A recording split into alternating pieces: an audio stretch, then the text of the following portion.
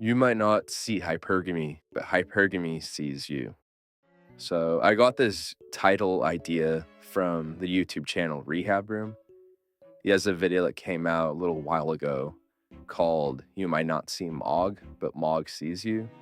And his video is all about looks maxing and some of the hard max surgeries people are doing. My video is about something totally different. But I think the best way to kick this off is by telling a story about something that happened to me a couple weekends ago. So a little while ago, I decided to go out to my local bar slash nightclub that I usually go to. And, I get in line and everything. And I have this routine when I go out that I don't just jump right into doing a bunch of cold approaches or being social in general. Instead, I like to do stuff to warm me up to the environment. And one of those things is to go to the bar and do all of that first and not just jump right into the crowd. So I walk in and I go to the bar and it's super packed. There's not any space at all on the counter. And people are having kind of line up behind the people that are already on the counter. And I singled out this guy that I decided I'd stand behind and try to wait for him to leave, I guess. And the idea was that when he's done, I'd kind of swoop in and take his spot. So I'm doing that, and a tiny gap opens, and I kind of am able to sort of put my hand on it, but it's not big enough that I could really stand there and actually order or anything. So imagine I'm kind of leaning on a tiny spot of the countertop, wedged between people. And again, it's super crowded. And at this point, I'm waiting for 5 minutes, which might not sound like a long time, but it really felt like it, especially because I was already waiting in line. And I was kind of bummed because I was there to sort of be social and put myself out there. And instead, I'm kind of just standing around at the bar. So I was pretty bummed and irritable, I guess, because, I'm just standing around. And, after 5 minutes, I'm still not getting a turn. And then I feel someone next to me. And it's this super pretty girl, exactly my type. And she's kind of wedging herself between me and the rest of the crowd that's waiting for the bar. And she starts talking to me. But if you guys have any experience with going out and stuff, there's a certain tone that girls will sometimes use with you when they're trying to sort of play you, basically. It's maybe they'll talk to you in a super dry tone and then 20 seconds into it ask you for a drink or something. And they're not actually interested at all. They're just trying to get something from you. And if you say no, you'll see them go on to the next guy. So as she's talking to me, she's kind of pushing herself towards the gap on the countertop that I sort of made for myself. And keep in mind that she came out of nowhere. She wasn't waiting. I was there for several minutes and she just showed up and is pushing herself into that gap. And I'm like, dude, what are you doing? I was here. And she was like, oh, I'm trying to get a drink. I'm like, yeah, me too. What are you doing? And, she's just playing dumb and starting to get kind of aggressive. And she basically fully pushes me out. And as a guy in this situation, you really can't do much. I mean, it's obviously not appropriate to be overly assertive or anything with girls that you don't know, unless if they're stealing from you. And this wasn't something that was worth getting kicked out of my favorite bar or anything like that. But anyway, she pushes herself into that gap, and because she's tiny, she basically fits. Um, and I think the guys around her kind of made room that they probably wouldn't for me, which is fine. That's just how it is.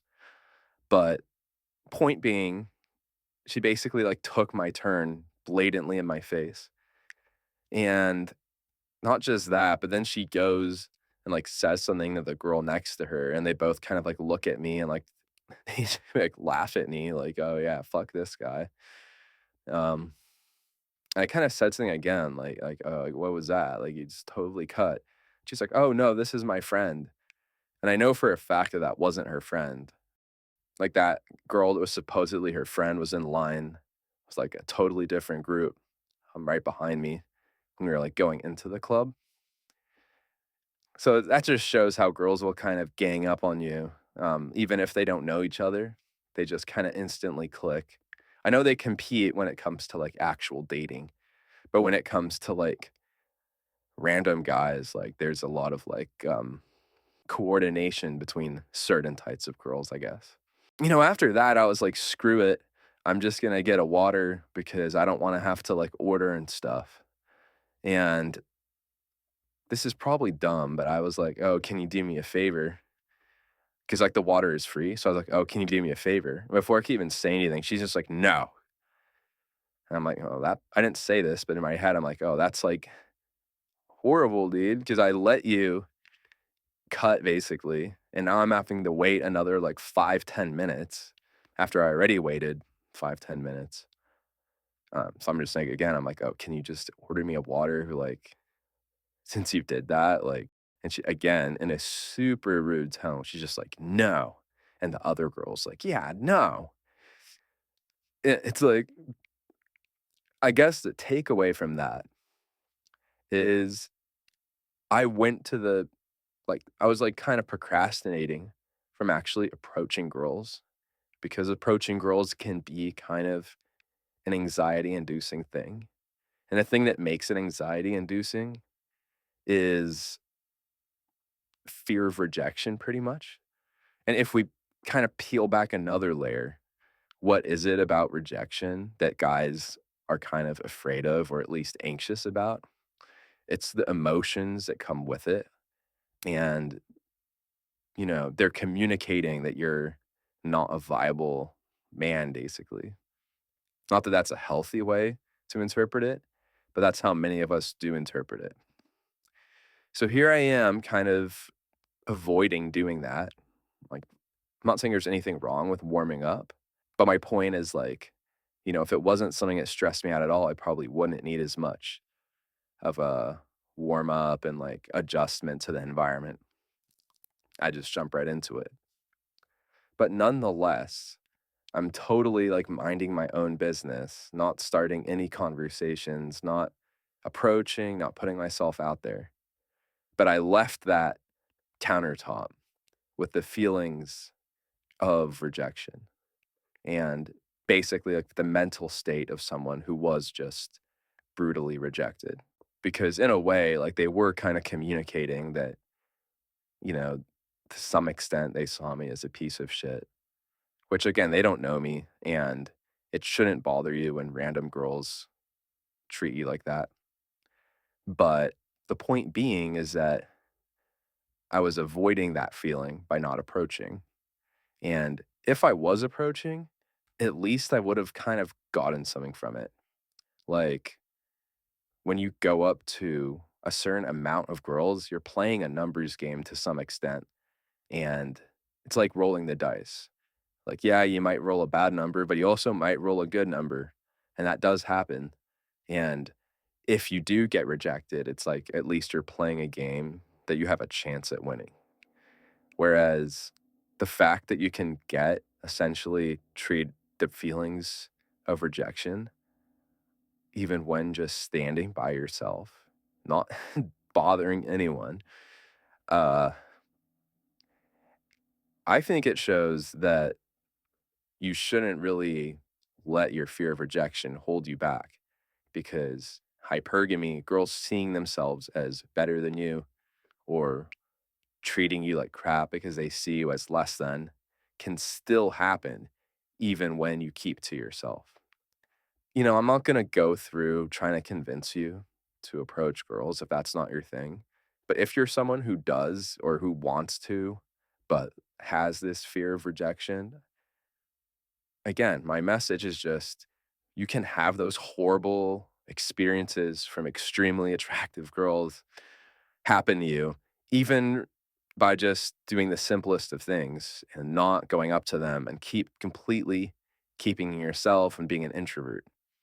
So you might as well experience those feelings in the pursuit of something that can pay off instead of just being a victim and having it happen to you.